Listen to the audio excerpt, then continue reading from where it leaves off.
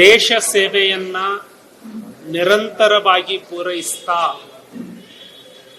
100 ವರ್ಷಗಳನ್ನ ಪೂರೈಸಿದೆ. ಇದರ ಶತಮಾನೋತ್ಸವ ಇಡೀ ದೇಶಾದ್ಯಂತ ನಡೀತಾ ಇದೆ. ದೇಶಕ್ಕಾಗಿ ಹುತಾತ್ಮರಾದವರು, ಸಂವಿಧಾನಕ್ಕಾಗಿ ಹುತಾತ್ಮರಾದವರು.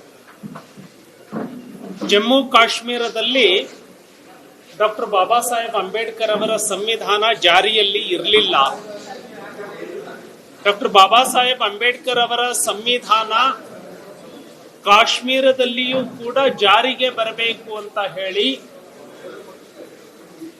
ಕಾಶ್ಮೀರಕ್ಕೆ ಹೋಗಿ ತ್ರಿವರ್ಣ ಧ್ವಜವನ್ನ ಹಾರಿಸುವಾಗ ಹುತಾತ್ಮರಾದಂತಹ ಶ್ಯಾಮ ಪ್ರಸಾದ್ ಮುಖರ್ಜಿ ಅವರು.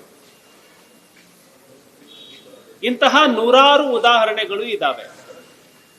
ಅಂತಹ ಸಂಘದ ಶತಮಾನೋತ್ಸವ ಇಡೀ ದೇಶದಲ್ಲಿ ಶ್ರದ್ಧೆಯಿಂದ ನಡೀತಾ ಇದೆ. ಸಂಘದಲ್ಲಿ ವಂಶ ಪಾರಂಪರ್ಯ ಇಲ್ಲ, ಸಂಘದಲ್ಲಿ ಜಾತೀಯತೆ ಇಲ್ಲ, ಸಂಘದಲ್ಲಿ ಸ್ವಾರ್ಥ ಇಲ್ಲ.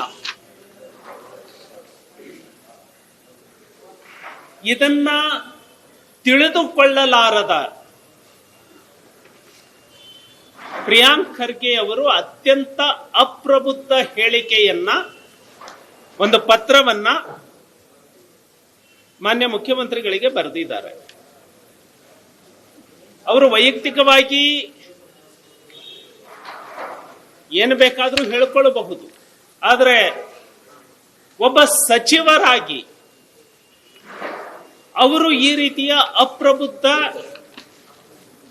ಜ್ಞಾನ ಇಲ್ಲದ ಪತ್ರವನ್ನ ಮಾನ್ಯ ಮುಖ್ಯಮಂತ್ರಿಗಳಿಗೆ ಹೇಗೆ ಬರೆದ್ರು ಅನ್ನುವಂಥದ್ದಷ್ಟೇ ನನ್ನ ಪ್ರಶ್ನೆ. ಒಬ್ಬ ವ್ಯಕ್ತಿ ಯಾರನ್ನಾದ್ರೂ ಟೀಕಿಸಬೇಕು ಅಥವಾ ದ್ವೇಷಿಸಬೇಕು ಅಂದ್ರೆ 2 ಕಾರಣಗಳು ಇರ್ತವೆ. ಒಂದು ಸೈದ್ಧಾಂತಿಕ ಭಿನ್ನಾಭಿಪ್ರಾಯ, ಇನ್ನೊಂದು ಅರಿವಿನ ಕೊರತೆ ಇರುವಂಥದ್ದು, ಜ್ಞಾನದ ಕೊರತೆ ಇರುವಂಥದ್ದು. ಬಹುತೇಕ ಪ್ರಿಯಾಂಕ್ ಖರ್ಗೆ ಅವರು ಅರಿವಿನ ಕೊರತೆಯಿಂದ, ತಮ್ಮ ಅಜ್ಞಾನದಿಂದ ಇಂತಹ ಪದಗಳನ್ನು ಬಳಸಿದ್ದಾರೆ. ಸೈದ್ಧಾಂತಿಕ ಭಿನ್ನಾಭಿಪ್ರಾಯಗಳು ಇದ್ರೆ ಈ ರೀತಿಯ ನೀಚ ಮಟ್ಟದ ಅಕ್ಷರಗಳನ್ನ ಅವರು ಬಳಸ್ತಿರ್ಲಿಲ್ಲ ಅಂತ ಹೇಳಿ ನನಗನ್ಸುತ್ತೆ.